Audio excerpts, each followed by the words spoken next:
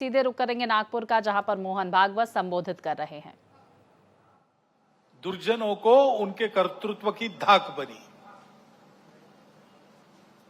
इस प्रकार के समाज में शक्ति जब खड़ी हो जाती है, तब फिर समाज का उत्थान होता है, देश का उत्थान होता है।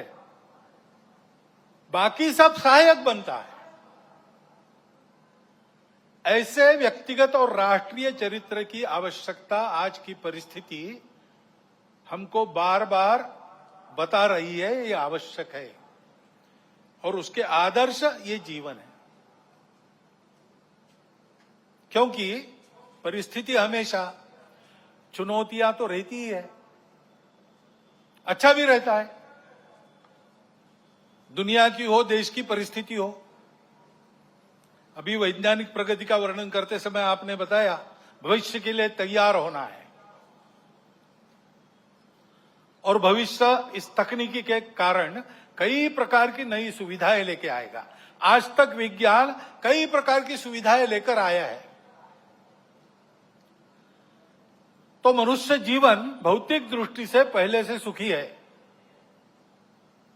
परंतु हम देखते हैं कि इतने प्रगत सुखी मानव समाज में अपने स्वार्थ और अहंकार के कारण कैसे कैसे संघर्ष चलते हैं। इस्राएल के साथ हमास का जो युद्ध छिड़ा, वो अब कितना व्यापक होगा और उसकी आग में कौन कौन झुलसेंगे और दुनिया पर इससे कौन सा संकट आएगा, इसकी चिंता सबको लगी है। तो परिस्थिति के दोनों पहलू होते हैं। अपने देश का जब विचार करते तब भी अपना देश आगे बढ़ रहा है। टेक्नोलॉजी के क्षेत्र में, शिक्षा के क्षेत्र में अतिथि महोदय ने वर्णन कर दिया है। बहुत नपे तुले शब्दों में पूरा चित्र आपके सामने आया है। ऐसे सब क्षेत्रों में भारत आगे बढ़ रहा है। समाज की समझदारी भी धीरे धीरे बन रही है। उसके परिणाम स्वरूप हम ऐसा देखते हैं कि जम्मू कश्मीर के चुनाव भी शांतिपूर्ण ढंग से संपन्न हो गए। इसका ही परिणाम हम देखते हैं सारे दुनिया में। भारत की साख बढ़ी है, प्रतिष्ठा बढ़ी है। वसुधैव कुटुंबकम का हमारा विचार सबको स्वीकार्य है। हमारा योग सारी दुनिया में एक फैशन बनते जा रहा है, लेकिन केवल फैशन नहीं बन रहा है, उसका जो शास्त्र है, उसकी जो परिणाम है, उसको भी दुनिया स्वीकार कर रही है।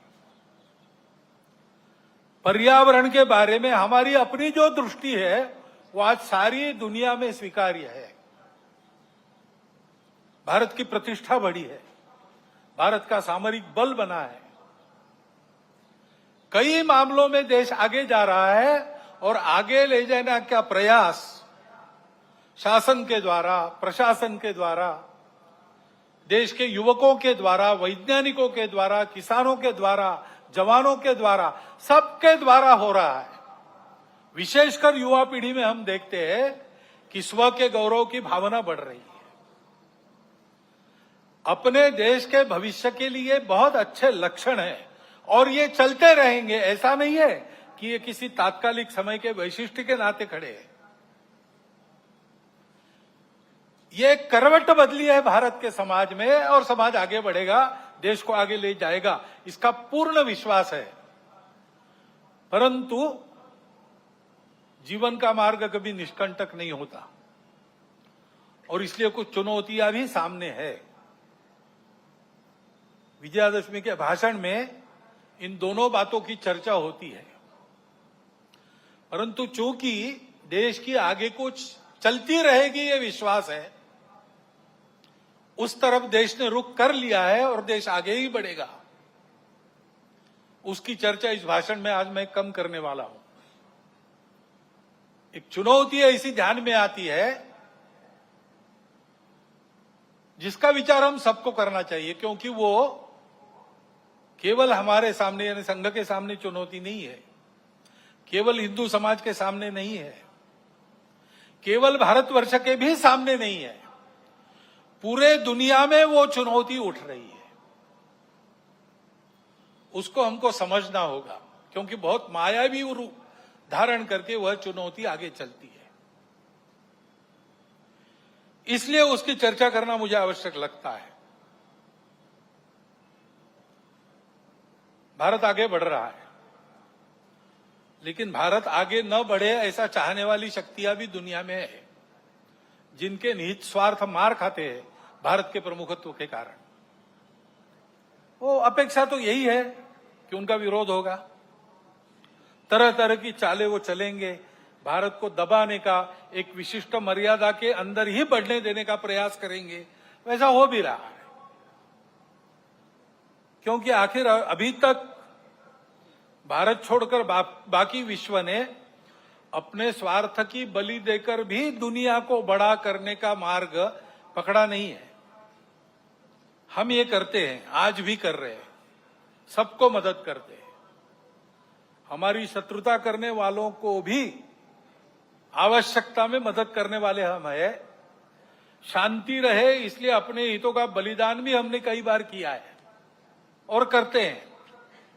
ऐसा स्वभाव दुनिया में नहीं है, और इसलिए भारत आगे बढ़ रहा है या कोई भी देश आगे बढ़ रहा है, कल चल के हमारा स्पर्धक बनेगा, ऐसा डर जिनको लगता है, वो उस देश में तरह तरह के उत्पाद करने में कम नहीं करते। भाषा तो विश्व बंधुत्व की होती है, परंतु वो वहां तक ही है। अपने निहित स्वार्थ ठीक रहने चाहिए, अपनी सुरक्षा को धक्का नहीं लगना चाहिए। और इसलिए दूसरे देशों में कई प्रकार के उत्पाद खड़े करना, जनतांत्रिक तरीके से वहां कोई सरकार चुन के कारोबार कर रही, उसको नीचे लाना, ऐसा दुनिया में चलते रहता है। ये दुनिया की रीति लगभग बन गई है, जो नहीं बननी चाहिए लेकिन है। अब हमारे पड़ोस में ही बांग्लादेश में क्या हुआ, उसके कुछ तात्कालिक कारण और पहलू है, ये बात ठीक है, लेकिन इतना बड़ा उत्पाद तो उससे नहीं होता।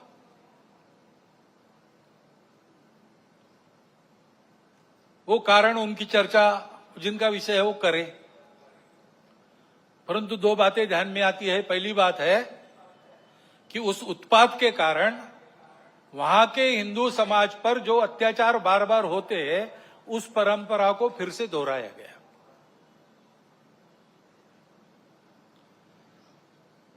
पहली बार वहां का हिंदू संगठित होकर अपने बचाव में रास्ते पर आया, इसलिए कुछ बचाव हो गया। परंतु कहीं कोई गड़बड़ हो, दुर्बलों पर अपना गुस्सा निकालने की ये जो कट्टरपन की प्रवृत्ति है, वो प्रवृत्ति जब तक वहां विद्यमान है, तब तक वहां की हिंदू क्या, वहां के सभी अल्पसंख्यक, उनके सर पे खतरे की तलवार लटकी रहेंगी। उनको आवश्यकता है मदद की। विश्व भर के हिंदुओं की, भारत के सरकार की सहायता उनको मिले, ये उनकी आवश्यकता है। परंतु इससे ये ध्यान में आता है, और ये ध्यान में आना चाहिए, हिंदू समाज के भी ध्यान में आना चाहिए, कि दुर्बल रहना अपराध है। हम अगर दुर्बल है, असंगठित है, तो उसका मतलब हम अत्याचार को निमंत्रण दे रहे हैं। निमित्त कुछ नहीं चाहिए, हम दुर्बल है, यह निमित्त पर्याप्त है। और इसलिए जहां कहीं भी हम हैं, वहां संगठित रहना, सशक्त रहना, किसी से शत्रुता नहीं करना, हिंसक नहीं बनना, योगदान देने वाले बनना, परंतु इसका अर्थ दुर्बल रहना नहीं, अशक्त रहना नहीं। इसको हमको करना ही पड़ेगा। लेकिन दूसरी बात है हमारे सबके ध्यान देने की। अब वहां चर्चाएं ऐसी चलती है बांग्लादेश में कि भारत से हमको खतरा है, और भारत से खतरा है इसलिए पाकिस्तान को साथ लेना चाहिए, वही हमारा प्रामाणिक मित्र है, और दोनों मिलके, क्योंकि उनके पास न्यूक्लियर वेपन्स है, हम भारत को रोक सकते हैं। जिस बांग्लादेश के निर्माण में भारत की पूरी सहायता हुई, जिस बांग्लादेश के साथ भारत ने अब तक कोई वैरभाव रखा नहीं, आगे भी नहीं रखेंगे, उस बांग्लादेश में ये चर्चाएं हो रही है। ये चर्चाएं कौन करा रहा है? ऐसे वर्णन, नैरेशंस वहां पर चले, ये किन किन देशों की हित की बात है? ये तो देखने वाले, सोचने वाले समझते हैं, नाम लेने की आवश्यकता नहीं। हमारे देश में भी ऐसा हो, ये इच्छा है, क्योंकि भारत बड़ा बनेगा तो सब स्वार्थ की दुकान तो बंद हो जाएंगी, और इसलिए भारत का ये सामर्थ्य न बने, ऐसे उद्योग चल रहे हैं। Deep state, wokeism, cultural Marxism, ऐसे शब्द चर्चा में बहुत है। पिछले साल भी मैंने उल्लेख किया था। कुछ लोगों ने कहा था कि अपने यहां तो है ही नहीं। ऐसा नहीं है, अपने यहां है, बहुत पहले से है। क्योंकि केवल भारत नहीं, सभी सांस्कृतिक परंपरा के विरुद्ध ये विचार जाता है। परंपरा से दुनिया में कहीं भी कोई भी समाज जीवन में जो मंगल है, भद्र है, ऐसा मानता है, उसको ध्वस्त करना ये इनके कार्य प्रणाली का अंग है। और ये करने के लिए पहला सूत्र उनका होता है, इन्वेड द इंस्टीट्यूशंस, संस्थाओं को कब्जे में लो।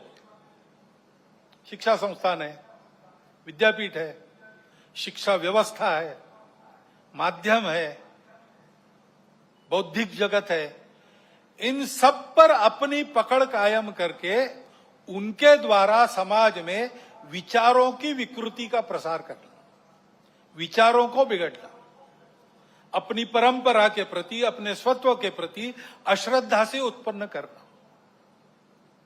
हम ही अपने लोगों को गाली दे, हम ही अपने बातों को तुच्छ माने, उनकी लज्जा करें, इस प्रकार का वातावरण पैदा करना।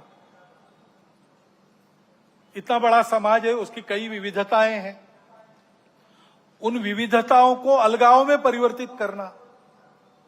नहीं है वहां कोई जबरदस्ती विविधता आरोपित करके हम विविध है इसलिए हम अलग है, हम विविध है इसलिए हम एक नहीं है, हमारे स्वार्थ अलग है, ऐसा नैरेशन देना। इतना बड़ा समाज है, छोटी मोटी समस्याएं सबकी रहती है, बड़ी समस्याएं भी रहती है। समाज की स्थिति में सब कुछ ठीक ही रहता है ऐसा नहीं, सुधारने का भी बहुत कुछ होता है, तो कई अन्याय चलते रहने वाले रहते हैं। इन सबको लेकर एक असंतोष उत्पन्न करना,